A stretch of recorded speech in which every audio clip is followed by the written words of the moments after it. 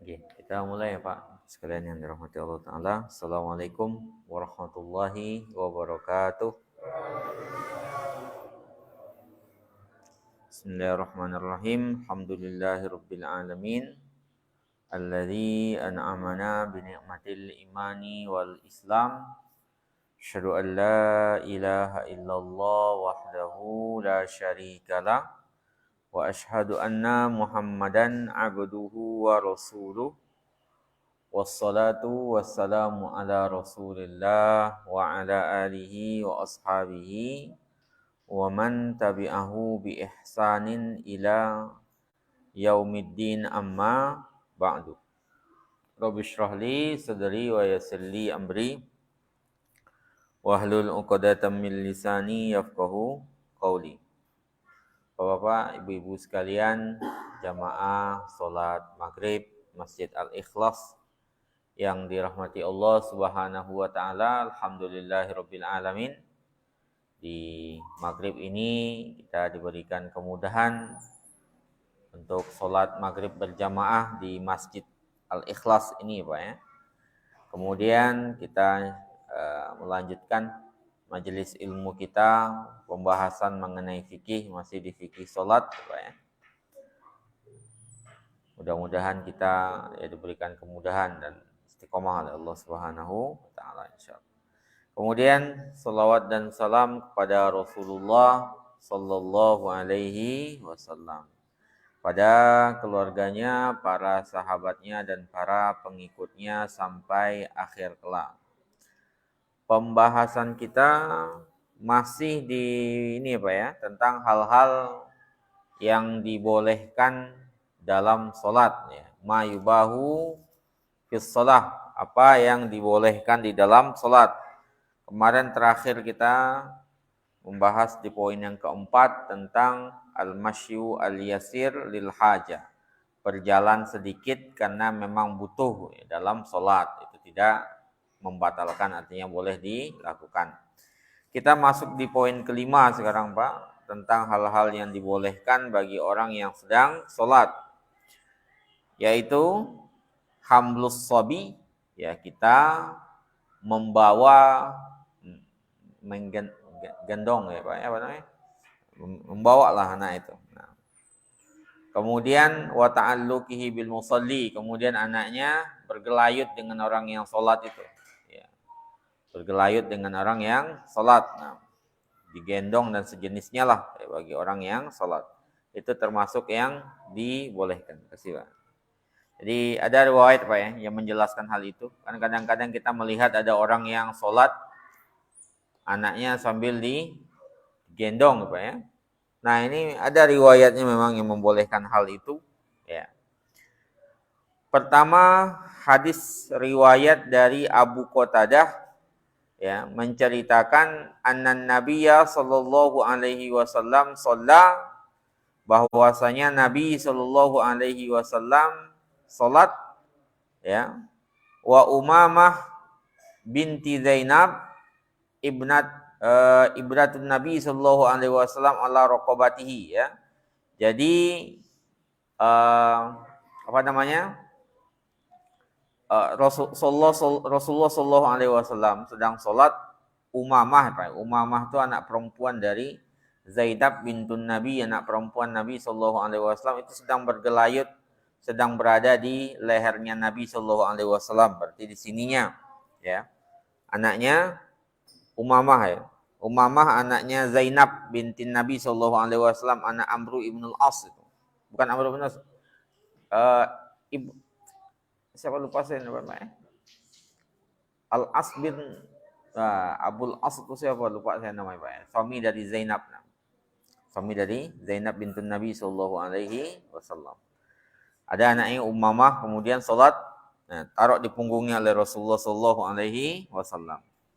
Fa idza raka'a, kalau beliau ruku itu wada'aha, ditaruh dulu, Pak. Jadi pas berdiri ya di pundaknya Nabi. Sini gendong, Pak ya. Taruh di pundaknya itu. Kemudian kalau ruku ditaruh dahulu, ya. Wa idza raka'a wada'aha. Wa idza qama min sujudihi, kalau naik lagi beliau ngambil lagi, taruh lagi. Wa idza akhadhaha fa'adaha ala rukbatihi, kemudian ditaruh lagi di pundaknya. Jadi awal salat itu udah taruh di pundak, mau rukuk ditaruh dahulu, kemudian naik berdiri lagi diambil lagi, ditaruh lagi sama Nabi sallallahu alaihi wasallam. Nah, di pundaknya beliau itu, di lehernya beliau itu. Kemudian faqala Amirun walam as'alhu, berkata Amir dan aku tidak bertanya kepadanya, ayu salatin hiya, salat apakah itu? Maka dijawab oleh Juraij, Ibnu Juraij mengatakan, aku meriwayatkan dari Zaid bin Abi Itab dari Amru bin Salim, annaha salatus subuhi, itu terjadi ketika salat subuh. Jadi ketika salat subuh Rasulullah membawa Umamah bintu Az-Zainab, ya, anaknya ibnatu Rasulillah, anak perempuannya Rasulullah. Kemudian kalau berdiri ya ditaruh di leher beliau. Kalau rukuk ditaruh dahulu ya, Pak ya. Rukuk ditaruh. Kemudian sujud, selesai sujud naik lagi ditaruh lagi, diambil lagi sama Rasulullah, ditaruh di lehernya. Dan itu terjadi ketika salat subuh. Dikatakan oleh Abu Abdurrahman ibnu Ahmad ibni Hambal, anaknya Ahmad ibnu Hambal, Abdullah ibnu Al-Imam Ahmad, bahwasanya perawinya ya yang dikatakan oleh Ibnu Juraij itu adalah jud ya, bagus dia periwayatannya ya, bagus loh periwayatannya. Nah, hadis diriwayatkan oleh Imam Ahmad An-Nasa'i dan selainnya. Kemudian dijelaskan oleh Al-Faqihani, seorang alim, mengatakan kana sirru fi hamlihi, rahasia dibalik kenapa Nabi Shallallahu Alaihi Wasallam menggendong Umamah dalam sholat itu, Pak, yaitu untuk menolak apa yang sudah menjadi kebiasaan orang-orang Arab ketika itu. Orang-orang Arab ketika itu merasa nggak nyaman atau nggak suka kalau seandainya membawa anak-anak perempuan untuk ya, sholat bersama mereka, ya, Pak ya. Mereka kalau laki-laki dibawa, kalau anak perempuan mereka merasa nggak nyaman dengan itu, nggak suka mereka itu, Pak. Nggak suka kan asar-asar jahiliyah itu kan masih ada, itu bekas-bekas jahiliyah itu masih ada. Makanya Nabi Shallallahu Alaihi Wasallam menyelisihi kebiasaan mereka itu untuk menunjukkan kepada mereka bahwasanya itu dibolehkan. Bahkan Nabi langsung membantahnya dengan perbuatan beliau, langsung dibantah dengan perbuatan. Nabi menggendong langsung Umamah, ya, Pak. Monggo Pak diminum dulu, Pak. Minum bismillahirrahmanirrahim. Jadi yang digendong itu Umamah langsung, anak perempuan ya. Anak perempuan di dalam sholat itu. Jadi kebiasaan orang Arab itu agak gimana gitu, Pak ya. Aib lah bagi mereka ketika itu bawa anak perempuan itu kemana-mana itu. Ya, bawa anak perempuan kemana-mana atau apa itu ya. Anaknya masih kecil, Pak ya, bukan yang udah besar, masih kecil itu. Makanya itu yang ditentang oleh Nabi Shallallahu Alaihi Wasallam. Nabi dibawanya sholat langsung, bukan dalam hal biasa lagi, langsung sholat gitu ya, langsung sholat. Itu menunjukkan Nabi langsung membantahnya dengan keras ya. Jangankan hal-hal muamalah biasa, sholatnya saya bawa kira-kira gitu, kata Rasulullah Shallallahu Alaihi Wasallam.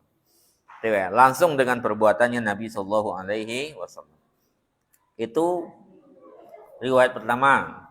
Riwayat kedua ada lagi, Pak, dari Abdullah ibnu Shaddad dari bapaknya.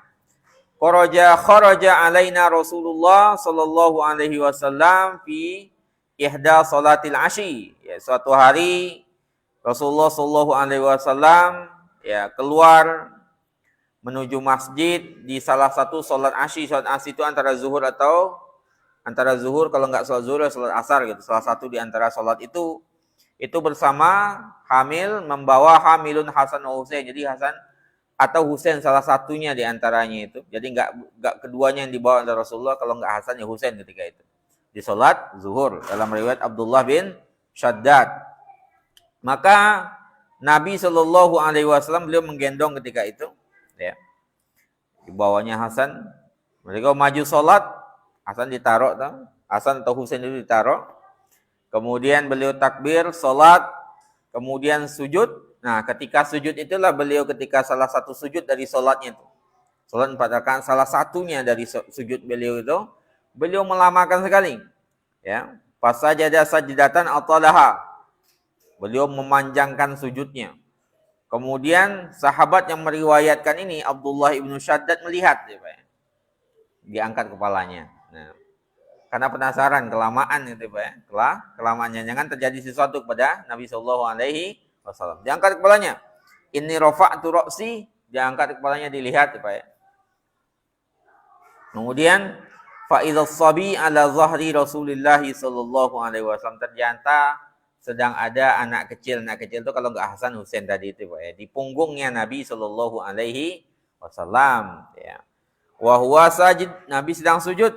Nah, faraja'tu fi sujudi, aku balik lagi ke sujudku.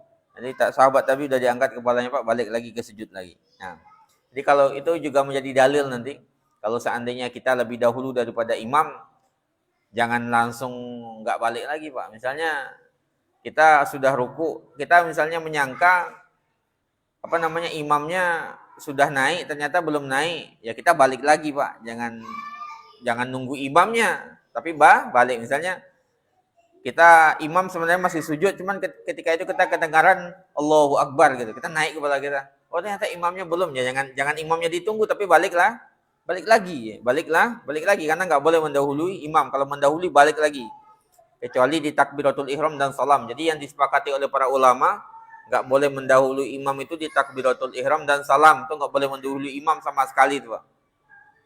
Ya, takbiratul ihram kalau kedahuluan dari imam berarti batal, harus diulang lagi. Misalnya kita sholat Jumat jamaahnya banyak, ya kita sangka imam sudah takbiratul ihram, ternyata belum. Kita Allahu Akbar dahuluan, kemudian baru Allahu Akbar kata imam, berarti kita ngulang lagi, udah turunkan tangan langsung diulang. Atau salam, kita salam dahuluan dari imam, kita nyangka imam sudah assalamualaikum, ternyata anak kecil misalnya. Nah, berarti kita ulang lagi ngikut dari imam. Jadi harus nggak boleh dahuluan dari imam. Kalau yang lain-lain di antara takbiratul ihram dan salam itu diperbedakan oleh para ulama, tapi jelasnya kalau seandainya bisa balik lagi, Pak. Seperti tadi itu. Ya, seperti sahabat tadi lebih dahulu ngangkat kepala dari Rasulullah, ya niatnya lihat juga Rasulullah sedang ngapain, jangan ada sesuatu yang terjadi gitu. Balik lagi kepalanya. Nah, kemudian dia membalikkan lagi kepalanya untuk bersujud. Nah, selesai salat, falamma qada Rasulullah sallallahu alaihi wasallam, setelah selesai qala nasu, orang-orang bertanya, "Ya Rasulullah, wahai Rasulullah, innaka sajadta baina zahrais shalah, tadi engkau sujud dalam salat sajdatan, satu sujud yang atol taha, yang engkau sangat memanjangkannya.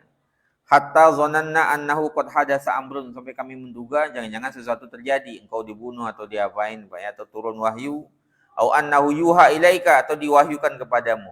Apa kata Rasulullah? Kullu dzalika lam yakun, itu enggak ada satupun. Enggak ada sesuatu pun yang terjadi, enggak ada wahyu yang diturunkan, gitu kata Rasulullah. Walakin, akan tetapi ibni anak laki-lakiku, maksudnya cucu laki-lakinya Hasan atau Husain, irtahalani itu kayak main kuda-kudaan berarti, Pak, ya. Nah, irtahalani itu kayak orang main kuda-kudaan di punggung kakeknya itu. Fakarihtu an uajjilahu, maka aku enggak suka untuk membuatnya tergesa-gesa. Ya, menghentikan kesenangannya itu gitu. Hatta yaqdi hajatahu, sampai dia selesai dengan kesenangannya itu. Makanya nama, ya, Pak, ya. Itu kan Nabi pengen mencontohkan sebenarnya bahwasanya itu enggak apa-apa di dalam salat. Jadi dua dalil itu, Pak, menjadi dalil bolehnya ya membawa, termasuk menggendong anak itu, ya, kalau kita mendapati di beberapa orang kan kadang-kadang bawa gendong anaknya salat, ya. Ya caranya seperti itu tadi. Terus cara yang pertama dari Umamah, taruh di leher Nabi atau digendong, sebenarnya juga bisa, kemudian ditaruh pas ruku, kemudian naik lagi, diangkat lagi gitu, Pak. Nah, atau seperti kisahnya Husain tadi, dia lagi sholat kemudian naik di punggungnya, dibiarkan sama Rasulullah Shallallahu Alaihi Wasallam. Jadi nanti menggendong di leher dengan menggendong di tangan itu sebenarnya sama saja hukumnya. Intinya ketika ruku kita taruh dahulu, sujud, kemudian mau ini diangkat lagi, nggak ada masalah di situ, seperti yang dilakukan oleh Rasulullah Shallallahu Alaihi Wasallam. Kemudian dikatakan oleh Imam An-Nawawi, Pak. Apa kata Imam An-Nawawi? Ini menunjukkan ya ini menjadi dalil bagi mazhab Syafi'i, kemudian yang sependapat dengan mazhab Syafi'i annahu bahwasanya yajuzu hamlus sobi bolehnya membawa anak kecil laki-laki wasobiyah anak kecil perempuan wa wairihima dan selain keduanya minal hayawan yang tahir dari hewan yang suci. Hewan yang suci juga dibolehkan, Pak. Hewan yang suci. Jadi kalau kata Imam Nawawi bukan saja anak kecil laki-laki, bukan saja anak kecil perempuan, bahkan al-hayawan tahir. Hayawan tahir, hewan yang dalam kondisi suci, Pak ya. Hewan dalam kondisi suci, ya, enggak ada kotorannya dan sejenisnya, ya. Boleh memikulnya, membawanya dalam solat fardu, wa solat nafil dan solat sunnah juga boleh, ya. Boleh bagi imam dan boleh bagi makmum. Itu pandangan dalam mazhab Syafi'i dan sejalan dengan imam mazhab Syafi'i. Jadi boleh membawa anak laki-laki, anak perempuan untuk solat, bahkan hewan yang suci, ya. Bagi imam maupun bagi makmum, solat fardu maupun solat sunnah. Cuman menurut Imam Malik, pengikut mazhabnya Imam Malik, ya, mereka kalau dalam mazhab Maliki, Pak ya, tadi Syafi'i dan rata-rata jumhur berpegangan dengan mazhab Syafi'i itu, ya. Kalau dalam mazhab Maliki itu beliau enggak membolehkan kecuali dalam solat sunnah, solat wajib bagi beliau enggak boleh, ya, enggak boleh. Cuman kata Imam Nawawi, penakwilan beliau dibolehkan cuman dalam solat sunnah kemudian enggak solat fardu itu enggak ada dalilnya. Karena solatnya di situ malah solat subuh, Pak ya, solat wajib tuh. Rasulullah ketika menggendong Umamah itu kan dalam solat fardu, solat wajib, nah bukan solat sunnah lagi. Maka pembedaan yang dilakukan oleh Imam Malik tertolak dalam hal ini. Kemudian sebagian mazhab Maliki berpandangan ayatnya hadis ini, syariat ini terhapus. Ini juga nggak ada dasarnya, Pak yang mengatakan begitu. Ada juga mengatakan khusus kepada Nabi, ini juga tertolak karena nggak ada dalilnya apa yang mengkhususkan kepada Nabi. Sebagian mengatakan ini karena darurat, juga tertolak karena nggak ada yang menjelaskan di situ bahwasanya dia karena darurat. Artinya dalam kondisi normal boleh itu dilakukan, ya Pak ya. Boleh itu dilakukan dan tidak bertentangan dengan syariat sama sekali. Kenapa? Karena anak Adam itu suci, benar kita sampaikan. Yang penting anak itu dalam kondisi suci, Pak ya. Anak itu dalam kondisi suci, ya.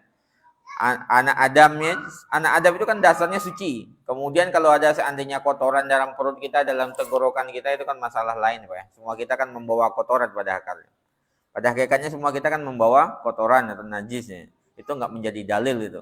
Yang menjadi dalil adalah zahir dari tubuh kita. Kalau tubuhnya zahirnya suci berarti dihukumi suci. Kalau yang di dalam perut kita enggak usah ditanya, enggak usah ditanya. Itu menjadi dalil mereka ketika itu. Jadi dibolehkan, ya, tidak ada masalah sama sekali.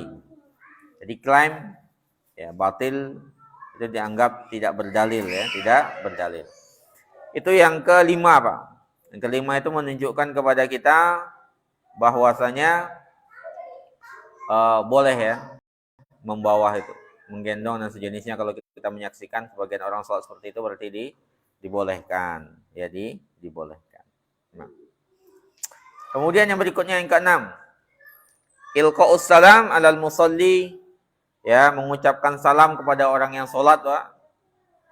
Ya, wa mukhatabatuhu, kemudian berbicara dengan orang yang sholat, wa annahu yajuzu lahu an yarudda bil isyarah, dan boleh baginya untuk menjawab dengan isyarat ala man sallama alaihi, bagi orang yang mengucapkan salam kepadanya atau berbicara dengannya.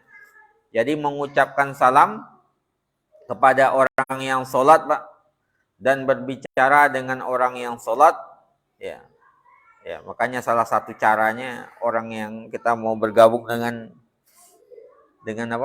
orang yang sholat dahulu, ya, kita mau masbuk, Pak, ya kan dengan isyarat itu, senggol punggungnya itu kan nggak ada dalilnya apa, nggak ada dalilnya itu, Pak ya. Nah, memegang punggungnya kan nggak ada dalil juga. Termasuk kita berbicara dengan dia juga nggak ada masalah, soalnya Pak jadi imam gitu kan bisa saja, nggak ada masalah di situ karena memang nggak ada dalil yang melarang itu. Cuman yang nggak boleh orang yang sholat itu yang berbicara, nah Pak, makanya mereka dengan isyarat itu. Nah, pada dasarnya sah-sah saja, pada dasarnya sah-sah saja. Nah, Apa dasarnya ya? Apa dasar kita membolehnya mengucapkan salam kepada orang yang sholat? Ya, berbicara dengannya, berbicara ya Pak ya, berbicara dengannya itu. Tapi jangan keseringan dilakukan ini Pak ya. Tapi boleh memang. Dan dia menjawab dengan isyarat ya, terhadap orang yang mengucapkan salam kepadanya atau mukhatabah. Dalilnya itu ya ada dari Jabir bin Abdullah radhiyallahu anhu, arsalani Rasulullah sallallahu alaihi wasallam. Rasulullah sallallahu alaihi wasallam itu mengutusku wa huwa muntalikun ila Bani Mustalik. Di Rasulullah mengutusku dan dia berjalan menuju Bani Mustalik. Fa ataituhu wa huwa yusalli, kemudian aku mendatanginya ya. Ketika beliau sedang sholat di atas ontanya. Jadi beliau sedang sholat di atas ontanya, sholat sunnah tentunya ketika itu ya Pak ya. Nah, dihampiri oleh Jabir bin Abdullah. Nabi sedang sholat. Fakallamtuhu. Ya, kemudian aku berbicara dengannya. Nabi lagi sholat, diajaknya berbicara. Kan dia utusan utusan untuk ke Bani Mustalik ya Pak ya. Bani Mustalik orang Yahudi. Memerangi Yahudi ceritanya. Kemudian faqala biyadihi hakadha. Nabi menjawabnya dengan isyarat tangan. Ya, summa kallamtuhu, aku berbicara lagi dengannya, faqala biyadihi hakadha. Dia menjawab lagi dengan isyaratnya. Wa ana asma'uhu yaqra wa yumi bi ra'sihi, dan aku mendengarnya membaca bacaan salat dan berisyarat dengan kepalanya. Artinya salat beneran ketika itu Pak, tapi di kendaraan. Salat sunnah ya. Salat sunnah di kendaraan, kemudian menjawab itu dengan isyarat tangan beliau. Isyarat tangan beliau. Falamma faragha, ketika selesai ya, kemudian beliau mengatakan. Jadi itu dalam salat. Jadi Rasulullah dalam salat diajak bicara sama Jabir bin Abdullah karena beliau diutus ke Bani Mustalik. Jawabnya Rasul dengan isyarat tangan itu. Nah, isyarat tangan. Selesai apa kata Rasulullah? Ma fa'altu fil ladzi arsaltuka ma fa'alta fil ladzi arsaltuka, ya, apa yang kau lakukan dengan apa yang aku utus engkau terhadapnya, ya, apa yang kau lakukan dengan misimu, gitu kata Rasulullah. Fa innahu la yamna'uni lam yamna'ni, tidak ada yang menghalangiku an arudda alaika, untuk menjawab pertanyaanmu itu, illa anni kuntu usalli, hanya saja saya dalam kondisi salat. Jadi di dalam salat kan enggak boleh berbicara. Cuman Rasulullah menjawabnya dengan isyarat ketika itu ya Pak ya, dengan isyarat. Nah, dengan isyarat. Riwayat lainnya juga ada Pak, dari Abdullah bin Umar, dari Suhaib Ar-Rumi berkata, marartu bi Rasulillah sallallahu alaihi wasallam, aku melewati Rasulullah, ya, kata Suhaib, wa huwa yusalli, Nabi sedang salat, fasallamtu alaihi, aku salam kepada Rasulullah, assalamualaikum. Kemudian faradda alayya isyaratan. Faradda ala isyaratin, maka beliau menjawab dengan isyarat. Jadi enggak jawab dengan itu, tapi dijawab dengan isyarat. Nah, mungkin Suhaib Ar-Rumi enggak tahu Rasulullah lagi salat atau sejenisnya Pak ya. Nah, atau bisa jadi tahu, kemudian dijawab dengan Rasulullah, ya, bahwasanya dia menjawab dengan isyarat. Kemudian waqala la a'lamuhu illa qala isyaratan bi isbihi, aku tidak tahu kecuali beliau memberi jawaban dengan jari-jarinya, gitu ya. Bisa jadi menjawab dengan jarinya. Hadis riwayat Imam Ahmad At-Tirmizi dan disahihkannya. Aku berkata kepada Bilal, dari riwayat Abdullah bin Umar juga, kaifa kana Nabi sallallahu alaihi wasallam, bagaimana Nabi sallallahu alaihi wasallam yaruddu alaihim, kepada para sahabat, hina kanu yusallimuna fis shalah, kalau mereka bersalam ketika salat. Ditanya oleh Abdullah bin Umar kepada Bilal, bagaimana Rasulullah menjawab ketika para sahabat mengucapkan salam kepadanya. Kemudian apa kata Bilal? Yushiru biyadihi, dengan tangannya ini memberi isyarat. Memberi isyarat dengan tangannya. Nah, ini menunjukkan kepada kita Pak, bolehnya berisyarat di dalam salat itu ketika ada yang salam. Jadi yang membolehkan, pertama ilqaus salam, mengucapkan salam boleh ya, tapi idealnya kan kita hindari kalau kita tahu salat ya. Nah, atau mukhatabatuhu, karena memang diperlukan berbicara dengannya, seperti yang dilakukan oleh Jabir bin Abdullah, karena beliau utusan kepada Mustalik, dia ada kepentingan dengan Nabi, mungkin membutuhkan jawaban cepat, dan Nabi menjawabnya memang dengan gerakan, ya, dan jawabnya dengan gerakan, ya, itu memungkinkan. Dan itu wayastawi fi dzalika, dan itu sama saja al-isyara bil isbi' dengan jari-jari atau dengan tangan semuanya. Jadi dengan begini atau dengan jari, itu isyarat itu memungkinkan semua. Sama hukumnya kata Syekh Said Sabiq di sini, awil ima' bil ra'si, atau dengan kepala, menundukkan kepala. Semua itu dilakukan oleh Rasulullah sallallahu alaihi wasallam.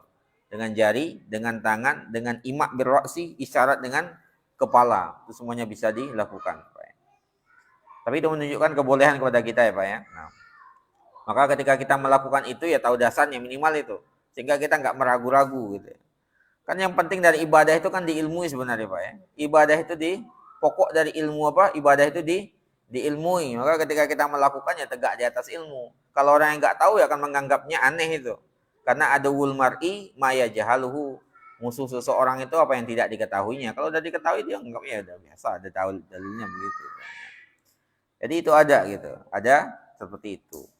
Kemudian yang ketujuh Pak, yang masuk ke dalam hal-hal yang dibolehkan dalam sholat adalah at-tasbih wa tasfik ya.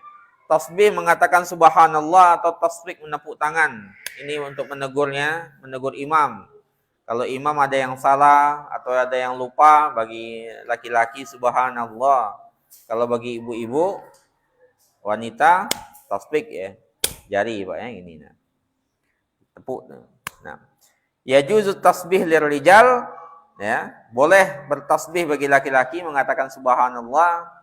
Kemudian bertepuk tangan, tepuk tangan itu artinya seperti ini bagi perempuan kalau terjadi suatu perkara, misalnya mengingatkan imam kalau salah, atau kal izin lid dakhil, ya, kal izin lid dakhil, memberi izin bagi orang yang masuk, itu sebagian mengatakan boleh begitu. Jadi dia gitu ya Pak.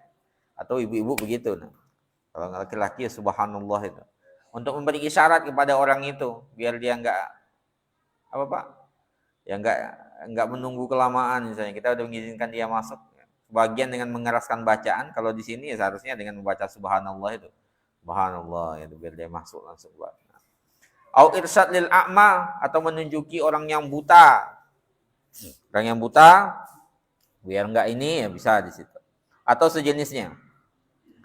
Dari Sahal As-Sa'idi dikatakan dari Nabi SAW, man nabahu syai'un fi salatihi, kalau siapa yang terganggu oleh sesuatu dalam salatnya, falyaqul subhanallah, maka ucapkanlah subhanallah.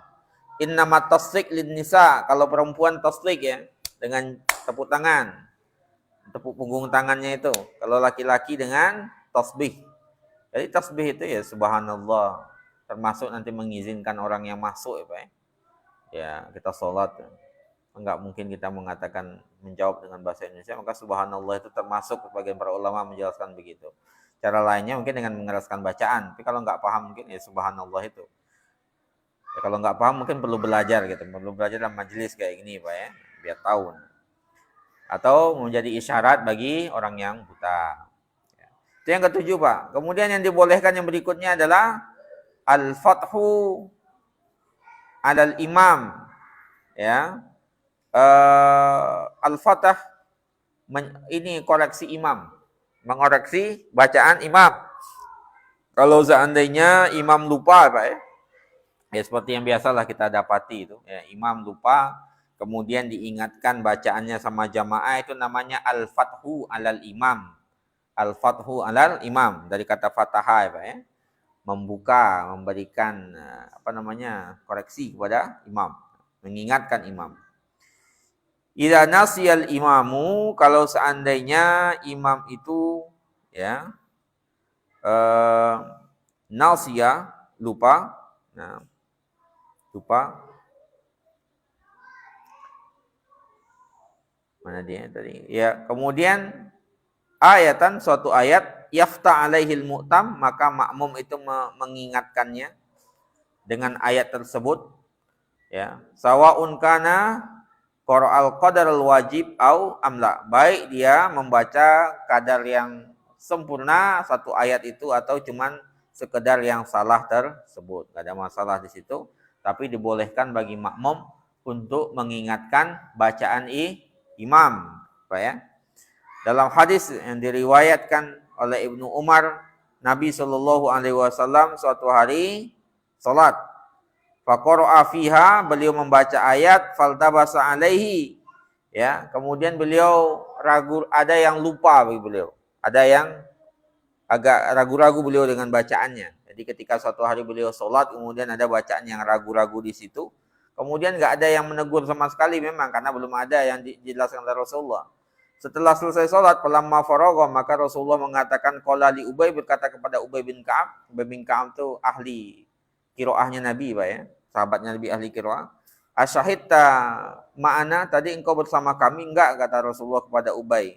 Iya ya Rasulullah, kata Rasulullah. Fama mana'aka an tafta alayya, kenapa engkau enggak meluruskan bacaanku, artinya mengingatkanku ya dalam bacaan ayatku itu tersebut ya. Yang Nabi tadi sempat agak lupa ya Pak ya. Jadi dibolehkan, sejak itu sudah dibolehkan ya, Rasulullah SAW untuk memfathah ya, mengingatkan. Nah.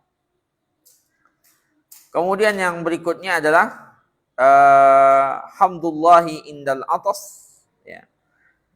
Memuji Allah ketika bersin. Ini nanti ada beberapa pandangan ya Pak ya. Ini kalau di sini beliau mengatakan ya boleh di situ ya. Nanti ada dalilnya juga. Au inda hudusi ni'matin, atau ketika terjadi nikmat ya. Seperti yang kita pernah kisahkan sebelumnya, ketika Rasulullah sibuk mendamaikan ya suatu kabilah ketika itu. Kemudian Abu Bakar menjadi imam. Ketika Abu Bakar, orang semuanya bertepuk tangan karena nggak tahu subhanallah ketika itu. Semuanya bertepuk tangan gitu. Artinya ngasih tahu Rasulullah datang gitu, Rasulullah datang gitu. Kemudian Abu Bakar karena udah semakin banyak ini, dia berlihat-lihat juga. Kemudian melirik ke kiri Pak ya. Kiri atau ke kanan ketika itu ya.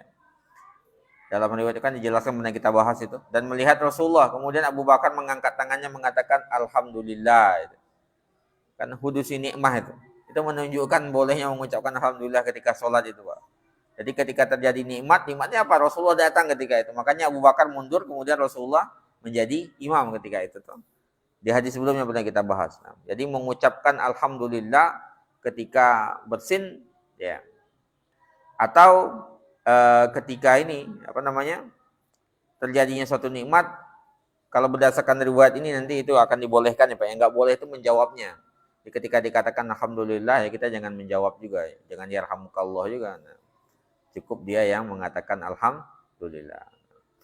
Dasarnya apa? Ini dasarnya Pak. Hadisnya riwayat Rifa'ah bin Rafi'. Rifa'ah bin Rafi' ini hadis riwayat An-Nasa'i, Tirmizi dan diriwayatkan Al-Bukhari ya, dengan lafaz yang hampir mirip lah. Nah, dikatakan oleh Rifa'ah bin Rafi', "Shallaitu khalfa Rasulillah sallallahu alaihi wasallam." Aku salat di belakang Rasulullah. Fa'atastu, kemudian aku bersin, kata Rifa'ah bin Rafi'. Fakultu, kemudian aku membaca. Rifa'ah bin Rafi' membacanya dengan keras ya Pak ya. Alhamdulillahilladzi hamdan katsiran thayyiban mubarakan fihi kama yuhibbu rabbuna wa yarda. Panjang dibacanya. Nah, panjang dibacanya. Bukan alhamdulillah aja. Alhamdulillahilladzi hamdan katsiran thayyiban mubarakan fihi kama yuhibbu rabbuna wa yarda. Itu enggak pernah diajarkan sama Rasulullah Pak. Tidak pernah diajarkan sama Rasulullah. Maksudnya yang membaca dalam sholat itu nggak pernah diajar. Dan bacaan yang panjang seperti itu nggak ada. Cuman nanti akan ada pembenaran dari Rasulullah itu terhadap hal itu. Kemudian selesai sholat Nabi berkata, Manil mutakallim fis sholat. Siapa tadi yang ngobrol dalam sholat? Ngobrol itu karena itu bukan bacaan sholat aslinya. Nah, kan ini dalam sholat itu. Kalau dalam sholat boleh mengucapkan alhamdulillah. Tapi dalam sholat itu ini yang menjadi dasar pertama syariatnya nanti. Nggak ada yang berani satupun. Falam yatakallam ahadun. Nggak ada seorang pun yang berani berbicara. Kenapa? Karena takut dimarahi Nabi. Takut dimarahi Nabi. Ya, karena Nabi nggak ngajarin itu. Ya, takut dimarahi Nabi. Nanya lagi Rasulullah. Manil mutakallim fi sholat? Siapa tadi? Nggak ada juga yang jawab. Baru ketiga, Nabi udah tanya 3 kali ya. Daripada kualat semua. Makanya jawab. Rifa'ah bin Rafi' jawab. Ana ya Rasulullah. Saya Rasulullah. Apa kata Rasulullah? Walladzi nafsi Muhammadun walladzi nafsi Muhammadin biyadihi, demi zat yang jiwa Muhammad di tangannya, laqad ibtadaroha bid'un wa salasuna malakan, tadi 35 lebih malaikat itu berpacu ya untuk ibtadaroha malakan ayyuhum yas'adu biha, ya untuk mencatat pahala alhamdulillahilladzi hamdan katsiran thayyiban mubarakan fihi kama yuhibbu rabbuna wa yarda itu malaikat kata Rasulullah berpacu 35 lebih malaikat mencatat. Saya nggak tahu mana yang lebih dahulu membawanya naik ke langit gitu. Itu kan berarti pembenaran Pak. pembenaran bolehnya membacaan tersebut. Nah, jadi membaca ya alhamdulillah dan sejenisnya itu ya, berarti dibolehkan di dalam sholat. Sama yang dilakukan oleh Abu Bakar pernah kita sampaikan itu. Gitu kira-kira. Menjadi dasarnya itu. Itu yang ke-9. Ke-10. As-sujudu ala siyabil musalli au imamatihi li uzrin. Sujud di atas pakaiannya orang yang sholat, jadi sengaja pakaian lapang ditutupi kepalanya ketika sujud ya Pak ya. Dulu itu sebenarnya alasannya itu bentuk kesombongan ya Pak ya. Gak mau kepalanya kena tanah, gak mau kepalanya nyempel di tanah, di apa itu. Nah itu. Yang menjadi alasannya sebenarnya itu. Ya. Punya imamah misalnya kemudian ditempelin di wajahnya, dia gak mau ya. Gak mau turun karena takut wajahnya kotor. Bentuk kesombongan lah. Nah, tapi kalau seandainya dalam posisi panas atau dingin, nah itu baru dibolehkan. Dalam riwayat ya, dari Ibnu Abbas Nabi SAW sholat fi saubin wahidin. Ibnu Abbas menceritakan Nabi itu sholat dengan satu pakaian. Yattaqi bifudulihi, ya, yang mana Nabi melindungi dirinya dengan sisa pakaiannya dari hurul ardi, panasnya tanah, panasnya bumi, wabardiha, ya, wabardaha, dan dinginnya. Ya, jadi digunakan itu. Tapi kalau seandainya tanpa uzur memang dimakruhkan oleh para ulama. Sengaja kita ya menurunkan pakaian apa-apa gitu ya. Nah, intinya itu menunjukkan sikap sombong lah, bahwasanya nggak mau kepala kita kena tanah sama sekali. Kalau seandainya selain itu nggak ada masalah sama sekali. Kemudian yang berikutnya, nah, ada sejumlah amalan-amalan yang perbuatan-perbuatan yang dibolehkan dalam sholat. Itu sudah dijelaskan oleh Ibnul Qayyim ya Pak ya, ada dalam kitab beliau itu. Beliau mengatakan, kemudian sebelum masuk ke situ, ini ada salah satu ya Pak ya, yang terlarang menahan ketika sholat itu kita disunnahkan itu Pak, menahan menguap, tasawuf itu. Dan jangan mengatakan hai Pak. Gitu. Ya. Dalam riwayat Bukhari dari Abu Hurairah, Nabi SAW mengatakan, idza tasa'aba ahadukum fis shalah, kalau salah seorang di antara kalian menguap di dalam salatnya, falyakzim mastata, hendaklah dia menutupi semampunya, ya. Gini Pak, atau gini ya, ditutupi semampunya, wala yakulha, jangan mengatakan hai. Gitu Pak ya. Fa inna dzalikum minasyaitan, karena itu adalah dari syaitan, yakhak minhu, dia setan itu tertawa gara-gara itu. Jangan kata-kata ha, tutup ya. Cukup menahan Pak ya. Enggak usah ditambah gitu. Kadang-kadang kita mendengar seperti itu. Kemudian yang berikutnya Pak, 11 ya. Ini ada sejumlah amalan-amalan yang dibolehkan dalam salat yang diringkas oleh Ibnul Qayyim ya. Beliau menceritakan bahwasanya Rasulullah SAW itu pernah sholat dan Aisyah ada di hadapan beliau. Jadi antara beliau dengan Ka'bah itu ada Aisyah. Kamar beliau sempit ya Pak ya. Jadi ini Rasulullah, misalnya ini sholatnya, di depannya ini ada Aisyah tidur. Ketika Rasulullah mau sujud kan kakinya dipegang sama, pernah kita bahas juga itu, kakinya dipegang sama Rasulullah biar kakinya agak dilipat sehingga Rasulullah bisa sujud. Itu kan yang menjadi dalil kita juga bahwasanya persentuhan antara suami dan istri tidak membatalkan wudu, tidak membatalkan wudu. Karena kalau seandainya batal wudunya, seharusnya Rasulullah nggak memegang Aisyah, karena memegang Aisyah berarti batal wudunya, sholatnya juga menjadi batal. Tapi itu menunjukkan kepada kita Pak, bahwasanya kalau ada kita sholat kemudian ada orang di hadapan kita, berarti itu dibolehkan, tidak menyebabkan batalnya sholat. Kita sholat kemudian anak kita di depan misalnya, ya nggak ada masalah berarti. Bahkan ini Aisyah, istrinya beliau. Istrinya beliau. Kemudian hadis lainnya Pak, masalah lainnya yang dikumpulkan oleh Ibnul Qayyim itu, beliau mengatakan, wa kana Rasulullah sallallahu alaihi wasallam, ya bahwasanya Rasulullah sallallahu alaihi wasallam suatu hari salat kemudian setan datang. Ini dalam riwayat sahih juga Pak ya. Setan datang untuk memutus salatnya Nabi, kemudian sama Nabi dipegang, ditangkap, kemudian dicekik. Itu riwayat sahih juga itu Pak. Dicekik hatta salalu abihi ala yadihi, sampai air liurnya setan itu mengalir di tangannya Nabi. Ini menunjukkan kepada kita apinya itu sama kayak kita dari tanah kan bentuknya begini Pak ya. Kalau setan dari api bukan berarti bentuknya api beneran seperti itu. Liurnya ngalir di tangan Nabi, dicekik sama Nabi karena mengganggu sholat Nabi ketika itu. Jadi ditangkap sama Nabi, cekik sampai mengalir luapnya, liurnya di tangan Nabi Shallallahu Alaihi Wasallam. Nah. Kemudian dikit lagi Pak ya. Kemudian beliau pernah sholat di atas mimbar.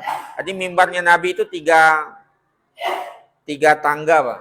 Ada tangganya 1, 2, 3. Itu Nabi pernah sholat di atas mimbar itu pas ruku ketika sujud turun. Itu untuk beliau melakukan itu untuk apa? Untuk mengajarkan kepada para sahabat lainnya tentang tata cara sholat. Pernah kita sampaikan imam pada dasarnya dimakruhkan untuk tinggi posisinya dari makmum. Kayak gini ini datar seharusnya gitu ya. Kecuali dalam posisi dibutuhkan tuh contohnya apa Pak? Orang rame banget. Ya rame kayak sholat Idul Adha atau Idul Fitri, orang rame satu lapangan itu. Nggak bisa ngelihat imam, maka imam di atas itu nggak masalah itu. Tapi kalau kondisinya normal kayak gini itu kan nggak perlu sebenarnya. Nah Nabi itu pernah melakukan itu, sholat di tempat yang tinggi, kemudian ketika ruku di atas, pas turun lagi dari tangga itu. Turun dari tangga mimbar itu berarti kan 3 langkah itu 2, 3 sebagian itu yang menjadi dasar sebagian mazhab untuk 3 kali langkah, padahal ya nggak harus begitu sebenarnya. Kemudian ruku sujudnya di bawah. Itu pernah dilakukan Nabi Shallallahu Alaihi Wasallam. Kemudian juga Rasulullah pernah sholat, kemarin kita bahas itu, Rasulullah udah sholat di depan di bersutrah mengarah ke dinding, kemudian mau lewat domba, kemudian dipepetin sama Rasulullah ke dinding itu sehingga dombanya lewat belakang Nabi, nggak lewat di depan Nabi Shallallahu Alaihi Wasallam. Itu pernah dilakukan Nabi. Pernah dilakukan Nabi Shallallahu Alaihi Wasallam. Pernah Pak, sekali lagi dalam riwayat lainnya ada dua orang anak kecil perempuan itu berkelahi di hadapan Nabi Shallallahu Alaihi Wasallam dan beliau melerainya tanpa menghentikan sholatnya. Itu dalam riwayat sahih juga. Artinya memang perbuatan-perbuatan yang diperlukan dalam sholat itu yang harus dilakukan silahkan itu. Cuman kalau tanpa kebutuhan ya jangan. Karena idealnya kita sholat itu menghadapkan diri kita dan hati kita kepada Allah Subhanahu wa Ta'ala. Kira-kira gitu Pak. Yang menjadi intinya sebenarnya itu sebenarnya. Karena dalam beberapa riwayat banyak kasus-kasus yang Rasulullah memang butuh untuk bergerak. Beliau bergerak memang. Ya. Jadi makanya jumhur ulama itu mengatakan pembatasan gerakan itu kurang tepat sebenarnya. Misalnya gerakan 3 kali saja atau berapa kali saja. Karena memang dalam gerakan itu nggak ada pembatasan itu sebenarnya. Pembatasan itu tidak ada sama sekali. Jadi boleh selama itu dibutuhkan. Kalau nggak dibutuhkan nanti masuk ke dalam kesia-siaan. Itu malah merusak sholat nanti. Bisa jadi merusak sholat. Kita cukupkan demikian Pak. Mudah-mudahan bermanfaat bagi kita bersama. Ini pertemuan selanjutnya masih kita bahas dalam hal-hal yang dibolehkan dalam sholat dan hal-hal yang dimakruhkan ya, dimakruhkan. Kita cukupkan demikian, kita tutup dengan doa kafaratul majlis. Subhanakallahumma wa bihamdika asyhadu an la ilaha illa anta astaghfiruka wa atubu ilaik. Assalamualaikum warahmatullahi wabarakatuh.